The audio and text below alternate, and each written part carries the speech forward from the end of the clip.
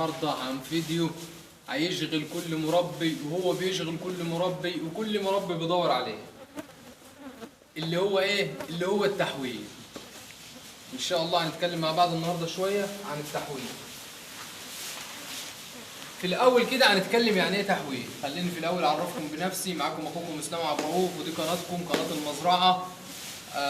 احنا بنتعلم من بعض، وكلنا بنفيد بعض، وكلنا ان شاء الله نتعاون مع بعض ونفيد بعض. في الاول كده يعني ايه تحويل؟ خلينا نتكلم يعني ايه تحويل. تحويل يعني انا بوكل كام كيلو علف يديني كام كيلو لحم حي من وزن العجل. طب انا ممكن اروح اجيب عجل من السوق واوكله وانا ابص عليه مثلا كل يوم كده اقول العجل ده بحاول يبقى مظبوط معايا وكده؟ لا طبعا الكلام ده غلط. التحويل ده بيبقى بيبقى كذا حاجه مرتبطه ببعض عشان خاطر التحويل ده ينجح. اول حاجه عندنا عشان التحويل في هنقولهم سريعا كده وبعد كده هنتكلم في كل نقطه. المكان، العجل، يعني اول حاجه عندنا المكان، ثاني حاجه عندنا العجل، ثالث حاجه عندنا العلف، رابع حاجه عندنا العامل. ديت اربع حاجات. وخامس حاجه البيطاره. يبقى احنا كده عندنا ايه؟ عندنا 5 حاجات. تمام؟ طيب المكان يعني ايه مكان؟ المكان طبعا ما ينفعش اروح اجيب شويه عجول احطهم مثلا في مكان يكون تحت منهم وحله، يكون تحت منهم الدنيا مش مظبوطه والعجل ده يحول لي. العجل كده عمره ما هيحول لي. ما ينفعش اجيبهم مثلا اربطهم في مكان ما يكونش فيه تهويه، ما يكونش فيه شباك، ما يكونش فيه في الحر ده. طبعا احنا في الحر ده ممكن يجي لهم احتباس حراري، فطبعا لازم المكان يكون متهوي، لازم يكون فيه مروحه، لازم يكون فيه ايه؟ الدنيا المكان يكون انت تستحمله، لان ده حيوان بس برضه لازم يستحمل الايه؟ لازم يستحمل المكان. طبعا عندنا ايه تاني؟ عندنا العجل. طبعا احنا هنتكلم عن العجل اللي هو الخليط بتاعنا اللي احنا كلنا شغالين بيه. المستورد ده على جنب لوحده، فخلينا في الخليط. العجل الخليط ده المفروض يحول لي من الكيلو وربع في اليوم. لو هو بيحول عندك اقل من كده يبقى انت حضرتك عندك حاجه غلط. طيب لو العجل ده بيحول اقل من كده يبقى انت في حاجه غلط في علفيتك، في حاجه غلط في ميتك، في حاجه غلط في تحصيناتك، في حاجه غلط في ده كله. طيب طبعا العجل لازم تجيبه بمواصفات معينه عشان خاطر يحول معاك. طبعا مش هنتكلم عن المواصفات عشان خاطر ما نطولش الفيديو، بس طبعا العجل زي ما حضرتك شايف كده قرب، يعني عجل مثلا يكون زي اللي قدام حضرتك ده كده. بمعنى وباختصار عشان ما نطولش، يكون العجل سرح، يكون العجل ايه؟ يكون العجل رقبته قصيره، يكون العجل ايه؟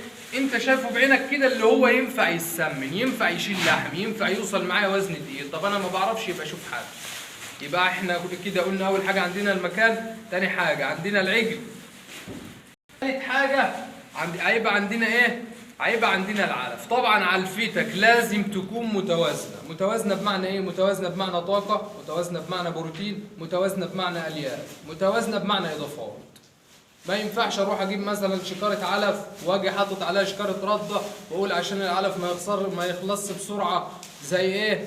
زي ابهاتنا وجدودنا ما كانوا بيعملوا والناس بتعمل. طبعا هو العلف ده مثلا بروتين 16، بروتين 18، بروتين 14. طب ما انا لما اضيف عليه رده ما انا كده بوظت نسبه البروتين بتاعتي.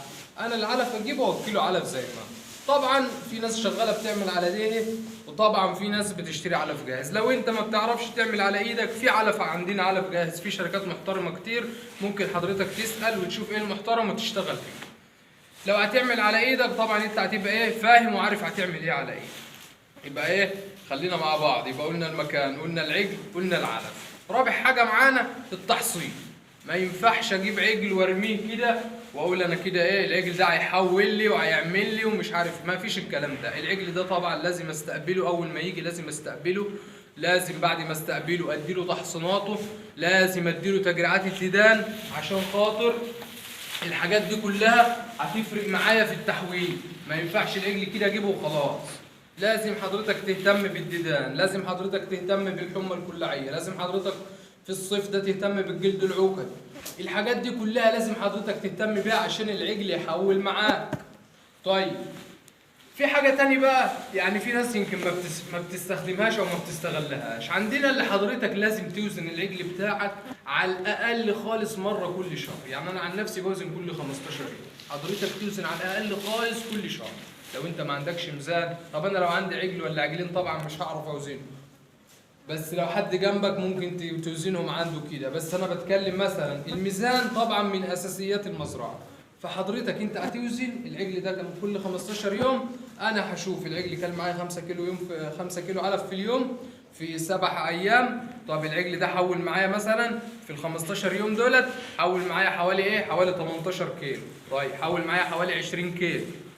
انا هعرف العلف بتاعي شغال ولا لا، هعرف العجل بتاعي شغال ولا لا، هعرف الحاجات دي كلها لازم اعرفها.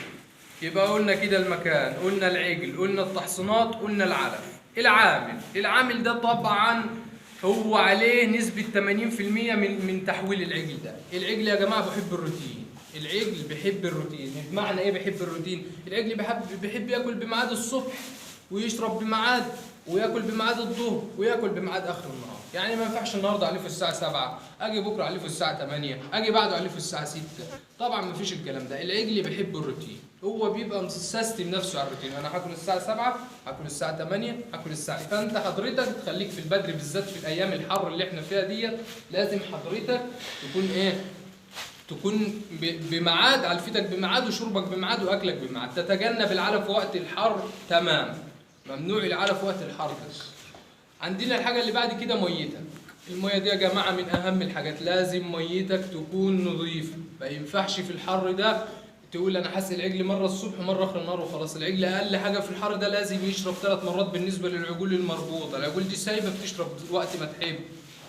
العجل لازم يشرب ميه زي ما هو، بس لو لقيته مفحوم على الميه وانت بتشرب طبعا لازم تمنعه من الميه لو لقيته بيشرب زياده عن اللزوم عشان ما يجيلوش تسمم ماء.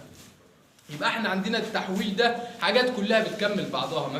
مفيش حاجه اسمها واحد يقول لك انا خد شكاره العلف ديت هتخلي العجل يحول معاك و10. مفيش حاجه اسمها الكلام ده. التحويل ده زي ما اتكلمنا مع بعض لازم تاخده درجات درجات درجات. عندنا مثلا هنضرب مثال، عندنا الفراخ البيضاء وعندنا الفراخ الايه البلدي. دي دورتها بتبقى حوالي 35 يوم، بتوصل معايا لحد 2 كيلو ونص و3 كيلو. عندنا الفراخ البلدي بتقعد 6 شهور عشان توصل 2 كيلو. طب ما دي فراخ ودي فراخ، ودي بتاكل نفس العلف ودي بتاكل نفس العلف، بس دي جيناتها بتحول كده ودي جيناتها بتحول كده. فطبعا الجينات ديت يعني نوع العجل، طبعا نوع العجل ده من الحاجات المهمه برضو معاك. فحضرتك عشان تحويلك يبقى مظبوط لازم مكانك يبقى مظبوط، لازم عجلك يبقى بمواصفات معينه، لازم تحصيناتك تبقى مظبوطه، لازم علفك يبقى مظبوط، لازم العامل بتاعك يبقى عنده ضمير، لازم ميتك تكون نظيفه. طبعا دي حاجات ايه انا اختصرت الفيديو برضه عشان خاطر لو التحويل ده لو اتكلمنا فيه للصبح احنا مش هنخلص. فلو حد برضه عنده اي استفسار، لو حد عنده اي معلومه، لو حد عنده محتاج اي حاجه، انا تحت امره في اي وقت. ولو انت وصلت معانا لحد هنا ما تنساش تشترك في القناه وما تنساش تصلي على النبي، وشكرا ليكم.